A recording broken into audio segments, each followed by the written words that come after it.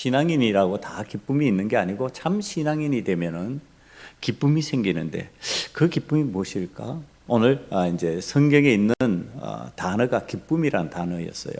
그래서 이 기쁨을 어느 나의 삶에 어떻게 이해를 하고 받아들일까 그럴 때 그 기쁨은 행복이었습니다. 참 신앙인은 행복합니다예요. 그러니까 참 신앙인은 행복이 넘칩니다. 그러니까 신앙생활 하는데 행복하게 하지 못하는, 행복한 신앙의 삶을 살지 못하는 이유가 어디에 있을까? 이제 그것을 하나님 앞에서 물으면서 오늘 말씀을 준비하는데요. 사람의 감정에는요, 이 감정 중에는 기쁨과 슬픔이 있습니다. 다른 여러 가지 감정들도 있지만 그 중에 기쁨과 슬픔이라고 하는 감정이 있습니다. 그런데 이 두 감정은 반대되는 감정이라는 것을 알고 있습니다. 그러니까 내 속에 슬픔이 있으면은 기쁨이 사라지겠죠. 기쁨이 있으면 슬픔이 사라지겠죠. 그렇게 돼야 되겠죠. 반대니까 함께 있을 수가 없을 것 같잖아요. 그런데 우리 마음에 이 두 가지가 함께 합니다. 우리 마음 속에 슬픔과 기쁨이 공유되어 있다. 함께 소유하고 있다. 그러면 어떻게 기쁨의 마음으로 바꿀까? 기쁨의 마음이 슬픔의 마음을 삼켜야 됩니다. 기쁨의 마음이 슬픔을 지배해야 됩니다. 그럼 기쁨의 마음이 어떻게 슬픔을 지배할까? 왜 그렇게 돼야 될까? 우리가 일반적으로 생각할 때 슬퍼진다고 하는 것을 갖다가 어떤 방식으로 자꾸 받아들이냐 하면은 불행하다 이렇게 받아들입니다. 그러니까 우리가 슬픔을 생각하면요, 슬프면은 불행하다, 난 불행해. 그리고 불행한 사람들은 슬픔을 자꾸 생각하죠. 그럼 기쁜 사람은요, 기쁜 사람의 입에서는 뭐가 나오냐? 행복하다. 행복한 사람 속에는 기쁨이 있다. 자, 이 행복한 기쁨이 불행한 슬픔을 삼켜버려야 된다. 이걸 어떻게 삼킬 것이냐? 이제 신앙적으로 이걸 삼킬 수 있는 것, 이걸 어떻게 할 것인가? 이건 감정의 문제인데, 슬프다, 기쁘다, 이건 감정의 문제인데, 감정이 그렇게 되는 것인데 어떻게 이 감정을 다스려 나갈까? 성경에서 이런 방식을 가르쳐주는 내용이 없을까 찾다가 다윗의 이야기를 보았습니다. 다윗이 자식이 죽는 슬픔을 경험해요. 그런데 이 다윗이 보이는 이 반응들, 이 모습들이 상반되게 나타납니다. 아들이 죽는 두 죽음을 경험하는 다윗의 모습이 성경에 등장을 하는데요, 하나는 슬픔이 아니에요. 그리고 하나는 슬픔이에요.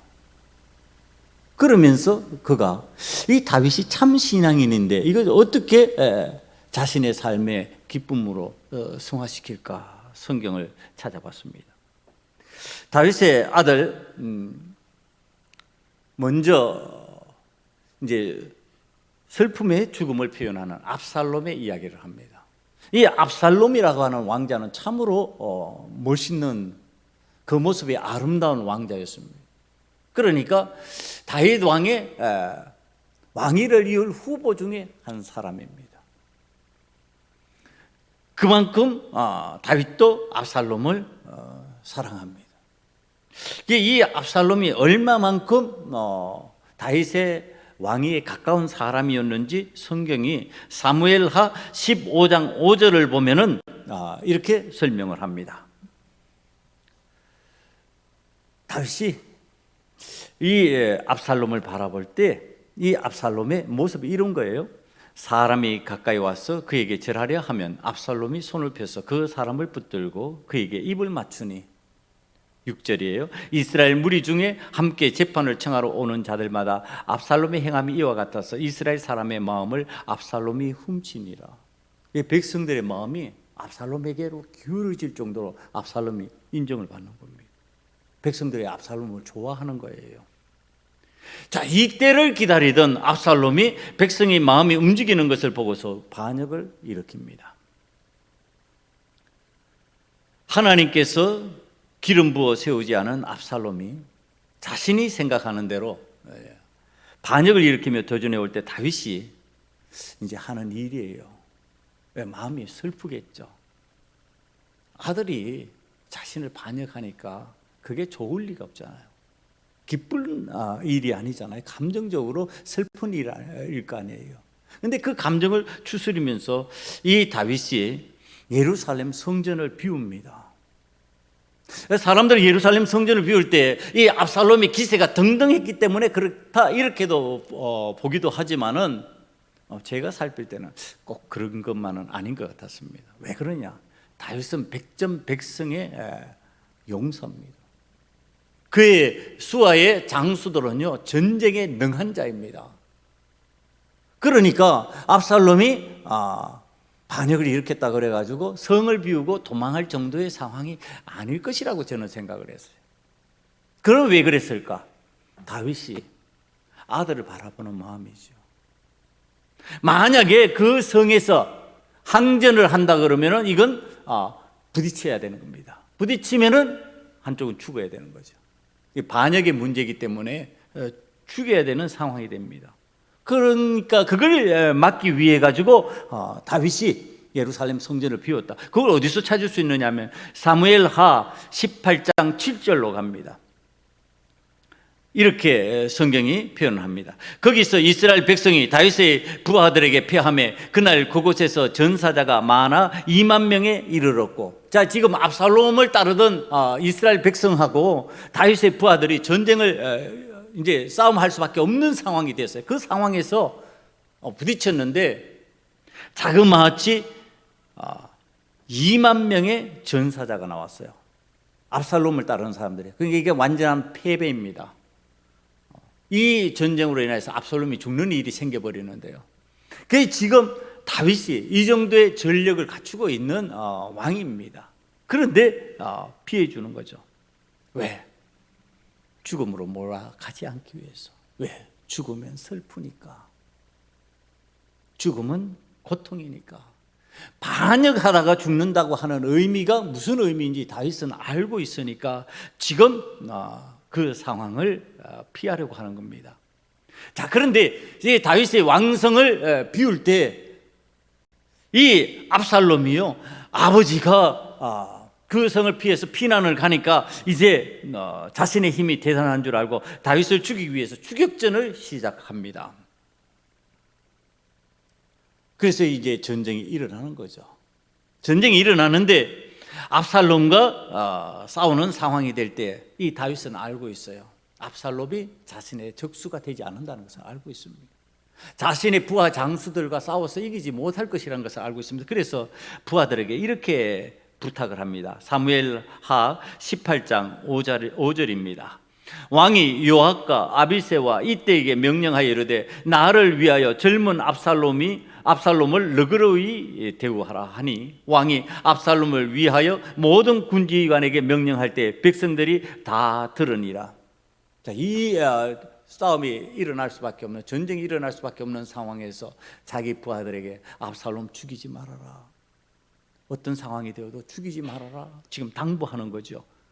그런데 이 전쟁의 때 어떤 일이 일어났냐? 9절을 보니까요, 압살롬이 다윗의 부하들과 마주치니라. 압살롬이 노새를 탔는데 그 노새가 큰 상수리나무 번성한 가지 아래로 지날 때 압살롬의 머리가 그 상수리나무에 걸림에 그가 공중과 그 땅 사이에 달리고 그가 탔던 노새는 그 아래로 빠져나간지라. 지금 노새가 빠져나가 버리고요, 머리채가 지금 상수리나무에 걸려 이렇게 대롱대롱 매달린 겁니다.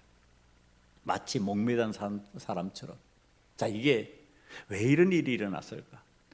지금 이 압살롬이 전쟁을 하면서 얼마나 당황스러워했는가를 보여주는 장면입니다. 이게.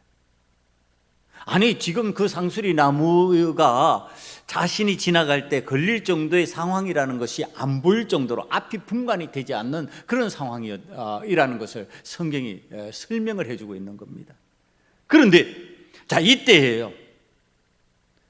이 압살롬이 매달려 있는 것을 어떤 사람이 보았습니다. 그래서 요압에게 보고하니까 그 요압 장군이 하는 말입니다. 12절에 그 사람이 요압에게 대답하되 내가 내 손에 은천계를 받는다 할지라도 나는 왕의 아들에게 손을 대지 아니하겠나이다. 우리가 들었거니와 왕이 당신과 아비새와 이때에게 명령하여 이르기를 삼가 누구든지 젊은 압살롬을 해하지 말라 하셨나이다. 여러분, 지금 다윗은 압살롬을 죽이려고 하지 않습니다. 살리려고 합니다. 이게 왜 그러냐? 이 압살롬의 죽음이 비참해질 수 있기 때문에 그러는 겁니다. 하나님께서 세우시지 아니하면은 왕이 될 수가 없고요. 다윗이 압살롬과의 전쟁에서 이긴다는 사실을 이미 알고 있습니다. 그러나 죽음이 찾아오는 슬픔을 맛보지 않으려고 지금 아들 압살롬과의 전쟁을 피하고 아들의 목숨을 살려줄 것을 부하들에게 부탁하고 있는 장면입니다. 그러나 요압이 압살롬을 반역자로 여기면서 죽여야 된다 생각하고 압살롬을 죽여버립니다. 매달려 있는 것을 가서 죽여버리는 상황이 됩니다. 그때 다윗이 압살롬의 죽음을 알고 통곡하는 장면이 사무엘하 18장 33절에 등장합니다. 그 내용을 한번 봅니다. 왕의 마음이 심히 아파 문 위층으로 올라가서 우니라. 그가 올라갈 때 말하기를 내 아들 압살롬아, 내 아들 압살롬아, 차라리 내가 너를 대신하여 죽었다면 압살롬 내 아들아 하였더라. 여러분, 제 왕이 통곡하면서 우는 장면입니다. 참 신앙인이잖아요. 죽음 앞에서 우리가 참 신앙이 되면 기쁨이 충만해서 슬픔을 이렇게 이겨낸다고 그랬어요. 그런데 지금 이겨내지 못하는 모습이에요. 이 장면을 제가 의아스럽게 바라보는 겁니다. 지금 반역자 아들이에요. 반역해서 그것은 아들인데 그 아들의 죽음에 대해서 다윗이 왜 이렇게 슬퍼할까요? 무엇 때문에 슬퍼할까? 이건 뭐냐, 무슨 문제인가 하면요, 다윗이 지금 자기 죄로 인하여서 일어난 이 현상에 대해서 슬퍼하는 거예요. 무엇을 슬퍼하느냐? 죄를 슬퍼하는 거예요. 죄에 대한 문제에 대해서 슬퍼하는 거예요. 자, 이게 이제 우리 잘 깨달아야 돼요. 압살롬의 죽음이 그러면 무엇과 연결되어 있을까? 지금 죄와 연결되어 있다는 얘기를 하는 겁니다.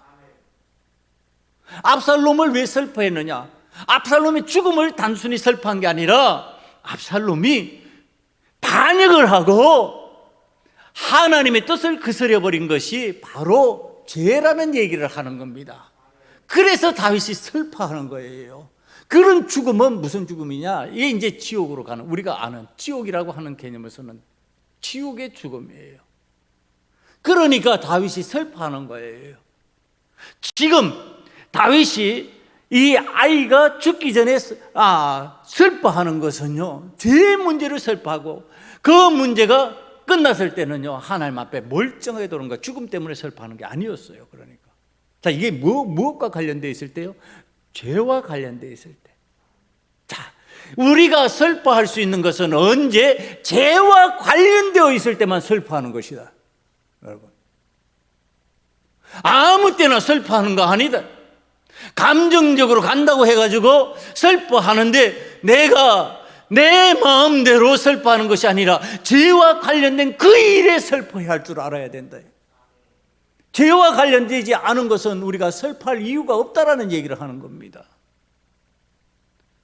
자, 이제 오늘 본문으로 들어가서 예수님의 제자들이요, 슬픔으로 가득 찼어요. 예수님이 십자가에서 죽으셨으니까요. 여러분, 이게 맞냐는 거예요. 지금 그래서 질문을 이제 이쪽으로 연결을 시키는 겁니다. 예수님이 십자가를 지고 죽으셨어요. 그럼 죄 문제로 죽으셨어요? 그럼 뭘 때문에 슬퍼해야 돼요? 나 때문에 슬퍼해야 되는 거예요. 나 때문에. 여러분, 예수님 때문에 슬퍼하는 게 아니에요. 그런데 제자들이 누구 때문에 슬퍼하고 있어요? 여인들이 누구 때문에 슬퍼하고 있어요? 예수님 때문에 슬퍼하고 있는 거예요. 예수님의 죽음. 예수님의 죽음은 죄와 상관이 없어요. 예수님은 죄 때문에 죽으신 분이 아니에요. 누가 죄의 문제로 슬퍼해야 되냐? 내가 슬퍼해야 되는 거예요. 내가 죄의 문제와 관련이 되어 있는 거예요. 그런데 지금 제자들은 그 슬픔이 아니었어요. 예수님을 바라보고 슬퍼하니까 이 잘못된 슬픔이죠. 그 슬픔은 슬퍼하면 안 되는 슬픔이었어요.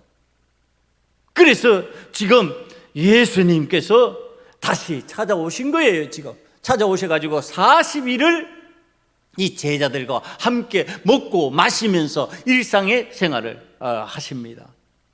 사도행전 1장 3절 그 부분을 보면 이걸 이렇게 설명합니다.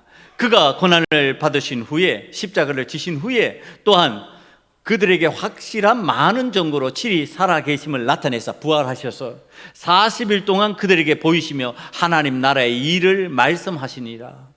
부활하신 예수님이 40일간 제자들과 동행하면서요 친히 살아계심을 분명히 보여주셨습니다. 그러니까 슬퍼할 일이 아니라는 거죠. 십자가를 지고 예수님이 죽으셨다, 그것을 바라보고 슬퍼하지 말아라. 너희들의 죄를 바라보고 그것을 회개하면서 슬퍼해라, 통곡해라. 너의 문제로 통곡해라. 지금 예수님께서 우리들에게 말씀하시는 내용입니다. 여러분, 우리들이 지금 신앙생활을 할 때 유의해야 되는 거, 슬퍼할 일을 슬퍼해라. 대부분의 신앙생활을 하면서 기뻐하고 감사해야 할 일이 훨씬 많은데 우리 슬픔이 자꾸 빠져요. 왜 그 슬픔에 빠질까? 죄 아닌 슬픔에 빠져보니까 슬퍼할 일이 너무 많은 거예요. 죄의 문제로 슬퍼하면은 이제 그 문제를 해결하면서 기쁨으로 변할 것인데, 그 문제로 인하여서 더욱 내가 하나님 앞에서 행복한 그리스도인임을 깨달을 것인데, 그 문제로 슬퍼하지 않으니까 그 문제가, 슬픔의 문제가 해결이 안 되는 거죠. 주님께서 약속하신 성령이 임하시면요 뭘 받는다고요? 권능을 받는다고요. 권능을 받고 그 다음에 할 수 있는 일이 생긴다. 정인이 되는 능력이 생긴다. 정인되는 삶을 살 수 있다. 권능을 받은 능력 있는 그리스도인에게 나타나는 현상이 이런 기쁨입니다.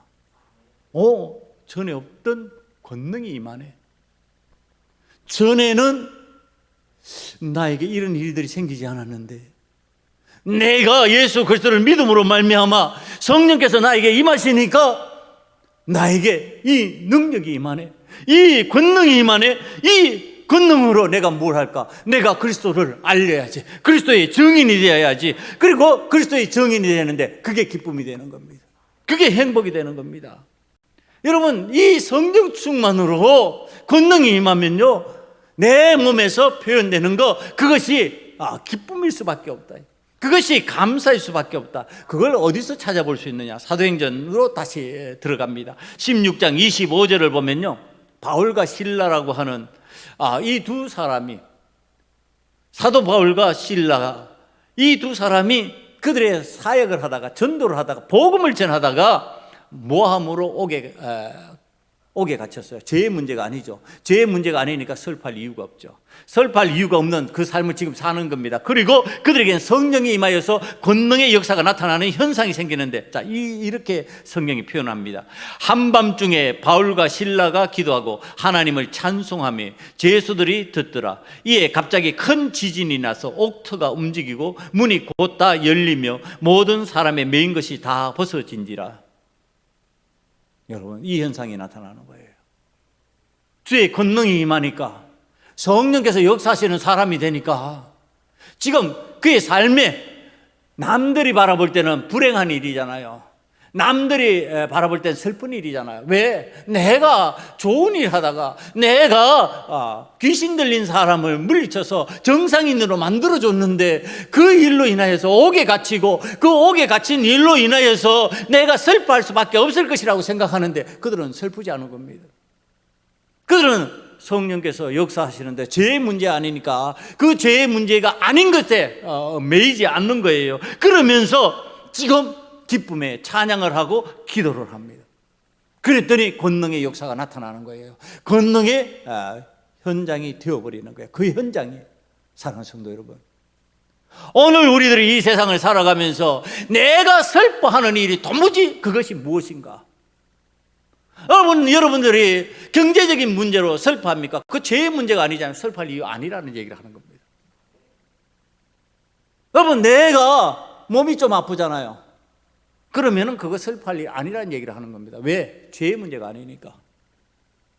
내가 이렇게 하다가 저렇게 하다가 좀 힘든 일이 생겨요. 고난이 찾아와요. 그렇다 할지라도 그게 죄의 문제가 아니면은 슬퍼할 이유가 없다라는 거예요. 여러분, 오늘 우리들이 신앙생활을 하면서 슬퍼해야 될 단 하나의 이유라면은 그건 죄의 문제예요. 죄의 문제가 나에게 다가오면은 그로 인하여서 그 죄의 문제가 나를 삼키면 그걸 슬퍼하는 거예요. 오늘 우리들이 하나님 앞에서 슬퍼할 일이라고 하는 것, 우리 주님께서 지금 가르쳐 주시는 거예요. 다시 찾아와 가지고 너희들이 슬퍼하던 그 슬픔은 잘못된 슬픔이다. 너희 자신을 위해서, 너희 죄의 문제를 위해서 슬퍼해라. 지금부터는 너희들이 도리어 기쁨의 삶을 살 수 있다. 어떻게? 성령께서 너희에게 임하시니까. 내가 너희를 떠나서 하나님 아버지의 보좌로 올라가면 너희가 하나님께서 보내주시기로 한, 아버지께서 보내주시기로 하신 성령, 그 성령이 임하실 것이다. 그러니까 그 성령을 지금 너희들이 체험해라. 성령을 체험하면 권능이 임하고, 권능의 역사를 체험하는 자에게는 기쁨이 있다, 감격이 있다, 신앙적인 승리가 있다. 그러니까 사도 바울이 신라가 옥에 갇혔어도 낙심 안 하는 거예요. 그곳에서 슬퍼하지 않는 거예요. 하나님의 영광이 이곳에서 임하여 있다고 기도하면서 찬양하는 거예요. 그랬더니 그 옥토가 흔들려 버렸어요. 그들이 차고 있던 우리 요즘 표현대로 하면 수갑이 풀려버렸어요. 발에 차고 있던 착고가 풀려져 나가버렸어요. 하나님의 은혜로 자유자가 된 거예요. 자유인이 된 거예요. 사랑하는 성도 여러분, 오늘 우리들이 지금 자유인이 되는 기쁨을 누리고 하나님을 마음껏 찬양할 수 있는 사람이 되는 것, 그거 어떤 삶으로 나아가야 되느냐? 우리 삶 속에 주님께서 약속하신 성령님을 체험해야 된다. 성령을 체험해야만 그 성령님으로 말미암아 나의 삶에 권능이 임하는데, 그 권능이라는 것이 무슨 이제 삶의 상황이 바뀌는 것, 현상이 바뀌는 것만을 의미하는 건 아닙니다. 지금 이제 사도 바울과 실라가 경험하는 것은 그 어떤 현상의 변화를 얘기하는 거지만, 권능이 임한다고 하는 것은요, 내가 전에는 말해도 안 되던 어떤 믿음의 현상들이 일어나는 걸 말하는 거예요. 내가 전에는 아무리 설명해도 안 되던 것이 받아들여지고 아멘으로 바뀌어지는 거예요. 여러분, 전에는 내가 전도해도 말해도 안 먹혔어요. 그런데 성령 체험하시고 권면하면 먹혀요. 여러분, 이게 하나님께서 허락하신 일이에요. 우리는 우리의 힘으로, 우리의 육신의 힘으로 이 세상을 살아가는 줄 알지만은 우리의 힘은 너무나도 무력해요. 여러분, 1분 1초를 뒤를 알 수가 없어요. 어떤 일이 일어날 수가 나는지 알 수가 없어요. 무슨 현상이 일어날는지 알 수가 없어요. 여러분, 나는 아무리 똑바로 간다 할지라도 삐뚤게 가던 사람이 나에게 다가오는 거예요. 내가 운전을 똑바로 하고 나는 정상적으로 가는데 뒤에서 추돌을 하는데 어떡하냐 말이에요. 뒤에서 엄청난 크기의 트럭이 와서 나를 받아버리는데 어떡할 거냐고. 여러분, 우리는 이런 세상을 살아갑니다. 무시무시한 세상을 살아갑니다. 우리는 나를 보호할 수가 없습니다. 하나님만이 나를 보호하시는 은혜를 우리는 하나님 앞에서 늘 체험하며 살아가야 될 줄 믿습니다. 여러분, 그 은혜를 체험하려면 어떻게 해야 되느냐? 하나님의 영이 나를 지배하셔야 돼요. 오늘 제 문제를 이겨내시고 권능을 받은 그리스도인으로서 세상을 살아감으로 인해 하나님께서 나를 도우시고 하나님께서 나를 지키셨다고 고백할 수 있는 저와 여러분이 될 수 있기를 간절히 축원합니다.